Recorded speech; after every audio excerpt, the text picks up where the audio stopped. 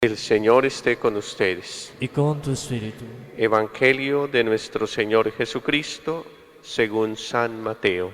Gloria a ti, Señor. En aquel tiempo Jesús se retiró a la región de Tiro y Sidón. Entonces una mujer cananea, saliendo de uno de aquellos lugares, se puso a gritarle: «Ten compasión de mí, Señor, Hijo de David. Mi hija tiene un demonio muy malo». Él no le respondió nada. Entonces los discípulos se le acercaron a decirle: «Atiéndela, que viene detrás gritando». Él le contestó: «Solo he sido enviado a las ovejas descarriadas de Israel». Ella se acercó y se postró ante él diciendo: «Señor, ayúdame». Él le contestó: «No está bien tomar el pan de los hijos y echárselo a los perritos». Pero ella repuso: «Tienes razón, Señor, pero también los perritos se comen las migajas que caen de la mesa de los amos». Jesús le respondió: «Mujer, qué grande es tu fe, que se cumpla lo que deseas». En aquel momento quedó curada su hija. Palabra del Señor. Gloria a ti, Señor Jesús. Vamos a entender nuestra vida como un continuo combate. La vida es un combate espiritual entre el bien y el mal.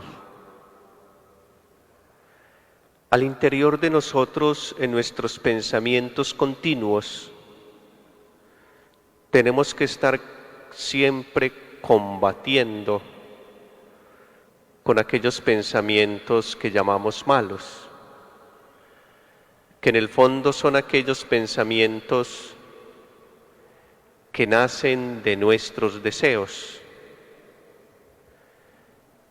Y por eso surgen tantos deseos carnales al interior de nuestro ser. Y a veces tan pocos deseos espirituales. Y esto de acuerdo precisamente a nuestros intereses en cada momento histórico en el cual estamos viviendo. Pensemos hoy, para comenzar, cuáles son nuestros deseos. ¿Con qué deseos internos son con los que más tenemos que combatir? Y vamos a grabarnos una frasecita que está en 1 Samuel, capítulo 2, versículo 9. Hace parte de la oración de Ana, quien después de clamar a Dios por el deseo de un heredero, de un hijo, precisamente nace su hijo Samuel.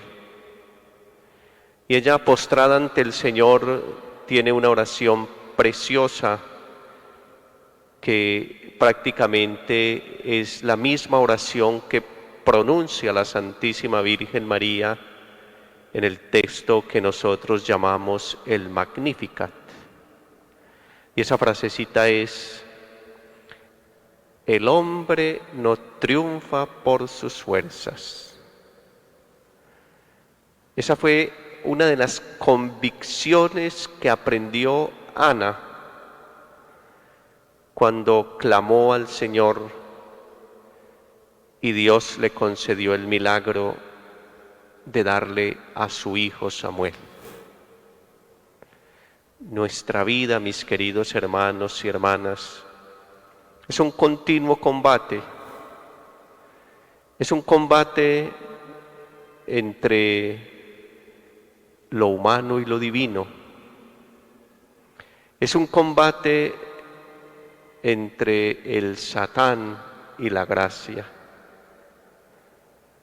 Dice la palabra, siempre triunfará la gracia, pero para que triunfe la gracia nosotros debemos abrir nuestro corazón y permitirle a la gracia que penetre a nuestro ser y tome nuestra existencia. San Pablo lo explica en la carta a los Gálatas, los frutos de la carne y los frutos del Espíritu. Ese combate se libra con tres actitudes, con tres palabras, con tres virtudes podríamos definirlas, y son las siguientes: humildad, confianza y perseverancia. Vamos a darle una mirada detenida pero somera al texto bíblico que acabamos de escuchar. Jesús se desplaza desde la Galilea hacia un poco más al norte, en una región que se conoce como región de Tiro y Sidón. Y es una región que en la Sagrada Escritura se define como pagana, es decir, donde viven no judíos, los no creyentes, quienes según la ley judía y los criterios judíos eran definidos como los perros, porque eran incrédulos en Dios. El Evangelio habla de perritos para matizar el texto, pero así era la verdad, los perros, los alejados de Dios. Seguramente uno intuye que Jesús iba con deseos de descansar. Ha pasado unas jornadas extenuantes de trabajo, nos lo venía narrando el capítulo 14 y los capítulos que han antecedido a este capítulo 15. Y sin embargo, allá de ese pueblito donde está Jesús, en esa región de Tiro y Sidón, una mujer cananea, es decir, de Canaán, le grita lo siguiente: ten compasión de mí, Señor, Hijo de David. Mi hija tiene un demonio muy malo. Recordemos lo que decíamos el domingo pasado, la compasión es el sentimiento de conmiseración. En el lenguaje popular y sencillo llamamos es ponernos en los zapatos del otro, compartir el dolor del otro, como dice San Pablo, llorar con el que llora, sufrir con el que sufre, reír con el que ríe, es compartir un sentimiento. En pocas palabras, esta mujer, no sabemos inicialmente si era creyente o no. El hecho es que termina madurando tanto en la fe que Jesús termina valorándole su fe. Ella seguramente había escuchado hablar de Jesús y sabía lo que había hecho en la región de la Galilea y en los diferentes lugares donde Jesús había estado. Y por eso le cuenta su problema, y no solamente se lo cuenta, se lo grita: atiéndela que viene detrás gritando. Y es que ¿quién no se siente atormentado cuando un hijo sufre? Levante la mano o piense cada una de las mamás que nos están escuchando a través de este medio. ¿Cuándo no sufre cuando su hijo sufre? Por eso las mamás aman más a aquellos hijos que las hacen sufrir. Y aman tanto a esos hijos que la sociedad llama calaveras. Porque el amor de madre es un amor infinito, es el amor más cercano al de Dios. el amor de mamá, de auténtica mamá. Mi hija tiene un demonio muy malo. ¿Quién no sufre porque su hija tiene un demonio muy malo? La están atormentando. Y pues, ¿a quién ir? A un falso profeta hoy también abundan. Y hoy también frente a tantos tormentos, vamos y buscamos en falsos profetas. Pues ella lo tiene claro. ¿A quién? A ese hombre que ha hecho el bien, a ese hombre que está haciendo el bien, a ese hombre que la gente define como hijo de David, Señor hijo de David. Si pertenecía a un pueblo cananeo no creyente, me imagino que ella dice, Señor hijo de David, reconociéndolo como Dios, porque ha escuchado. ¿Será que cree? Puede ser que sí, puede ser que no, pero vuelvo a insistir. En ese proceso de intercambio, de relación íntima con Jesús, en ese diálogo tan bonito que nos presenta el texto, finalmente termina con una fe extraordinaria, tan grande que Jesús la valora. Pero miremos lo que pasa aquí a renglón seguido. Él no le respondió nada. Hay silencio, silencio divino, silencio de Dios. ¿Cuántas veces nosotros oramos y Dios guarda silencio? Y lo guarda también esperando que crezcamos en confianza, que crezcamos en perseverancia, que crezcamos en humildad, porque sí que somos impacientes y orgullosos aún en la oración. ¿Cómo nos cuesta ser humildes en la oración? Y si Jesús o si Dios no nos hace el milagro inmediatamente que le estamos pidiendo, nos aburrimos, nos cansamos y hasta incrédulos nos volvemos. ¿Cuánto necesitamos de la humildad, de la confianza y de la perseverancia? Atiéndela, que viene detrás gritando. Bueno, uno podría interpretar muchas cosas de estos discípulos.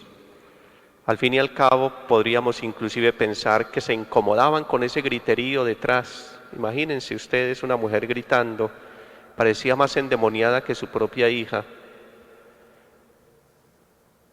También los discípulos pueden haberse incomodado, y nosotros somos discípulos.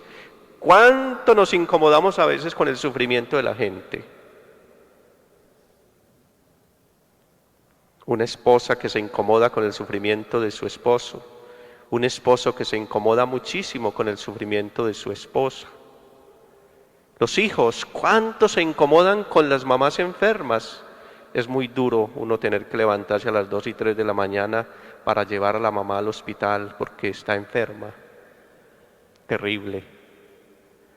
Pero qué duro les pasó a las mamás cuando estábamos niños y tenían que salir a las 12 de la noche, 1 de la mañana con nosotros para un centro médico porque estábamos enfermos.